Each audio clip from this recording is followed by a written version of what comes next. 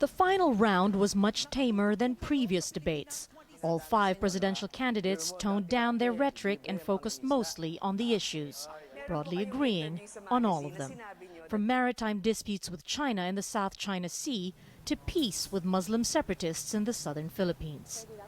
These debates were launched by the Commission on Elections to give candidates a venue to discuss their platforms. But there was little detailed talk of policy. If the Chinese are in our waters catching our fish, I will call the Coast Guard. I will bomb them. Jet ski. I will ride the jet ski, carrying the Philippine flag with me. Then I will plant it on their airstrip.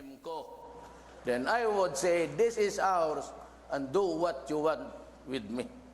Despite a questionable human rights record, controversial City Mayor Rodrigo Duterte has dominated the campaign with that kind of straight-talking, telling those who accuse him of being disrespectful that at least he's honest. He's the opposite of a traditional politician, he says, which appeals to many Filipinos who say they want a change.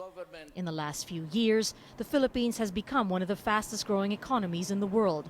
But many here say progress is not something they feel in their daily lives. Without a feel-good factor in the economy, the government's candidate, Mar Rojas, is trailing in the polls. The elections are only 2 weeks away, and it's in this last stretch that voting decisions are finalized.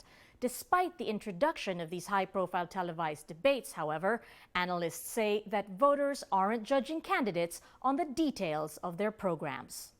Ultimately, it still comes down to how a candidate appears. If you look at the survey, for example, concern for the poor, capacity to help, these are very ineffable things. And the way you measure that is ultimately how they come across. And it is, unfortunately, I think, a kind of personality thing. Each of these 5 personalities has very vocal and impassioned supporters. Whoever wins will have to work hard to unite an increasingly divided country. Marga, Ortigas, Al Jazeera, Manila.